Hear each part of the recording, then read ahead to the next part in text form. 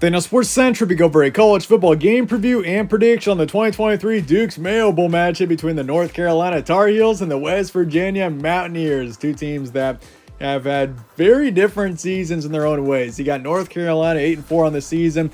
This is a team that an 8-win season isn't too bad, but the expectations heading into this season were sky high for this team. Having Drake May as their quarterback, maybe a bit of a disappointing season in the end for the Tar Heels, but not for West Virginia. This team really came back from the dead in 2023, got up to 8 wins. Really impressive season for the Mountaineers. Definitely something to build on. We'll be going over a full game preview and prediction on this matchup here today.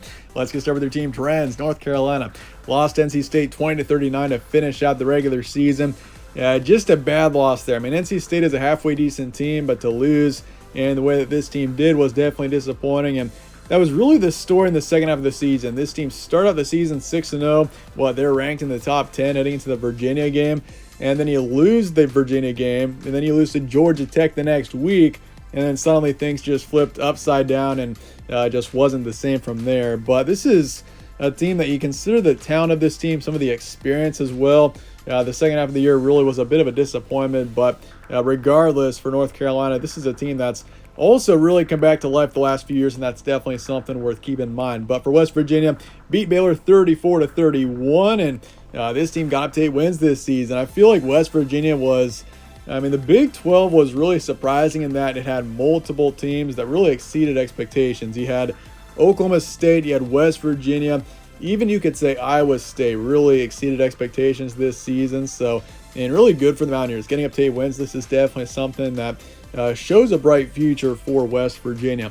Games be on Wednesday the 27th in Charlotte. Kickoff is 5:30 p.m. Eastern. Spread's going West Virginia by 6.5. Really not too surprising when you realize Drake May is gone. He is off to the NFL, so North Carolina will not have him, which he's this team's most talented player. You also got Marion Hampton, who's been incredible this season. 1,400 yards, 15 touchdowns in the backfield. So at least he's still around. He's definitely he's going to be a player that's going to get a lot of attention, I would imagine, in this game. But overall, it makes sense to see West Virginia, especially with their momentum heading into bowl season. It makes sense to see the Mountaineers as the favorite here. Over under 54.5. FPI disagrees with the spread, going with North Carolina 60%. You look at the bowl history, North Carolina 15-22 overall. This team has lost each of their last 3 bowl games. They were in the Holiday Bowl last season against Oregon, Duke's Mayo Bowl the year before that, then the Orange Bowl back in 2020. Last time this team won a bowl game was 2019 in the Military Bowl against Temple. But a pretty good stretch here for North Carolina. This is the 5th straight year that the Tar Heels are in a bowl game. As for West Virginia, 16-23 overall. Last time this team was in a bowl game was 2021, which would have been the Guaranteed Rate Bowl against Minnesota. And then last time they won one was in 2020, which would have been the Liberty Bowl against Army. Your stat comparison, North Carolina 17th in points per game, 80th in points allowed. This is the 8th ranked passing game in the country, 19th ranked rushing game. This is a really strong team offensively. It's just the defense that's kind of held this team back throughout the season as they are 80th in points allowed. And you look at the losses that North Carolina took this season.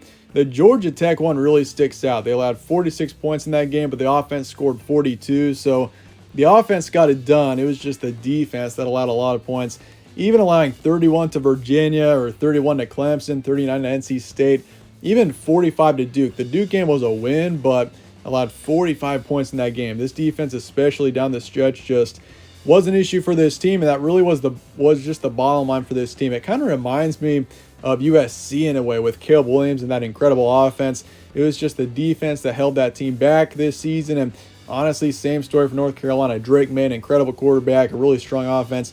Just the defense kind of held this team back. But as for West Virginia, you could say this is a more balanced team, but they're not exactly super strong in either area. They're 49th in points per game, 75th in points allowed.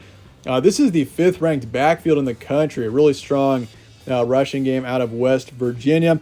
But defensively, this team has allowed a lot of points this season. But the thing is about West Virginia, they do tend to find ways to win close games. They've got multiple close wins on their schedule this season. Their one close loss would have been against Houston back in mid-October, losing that game by 2. But your recent matchups, Tar Heels lost, NC State lost to Clemson, both pretty rough losses, but found a way to beat Duke 47-45.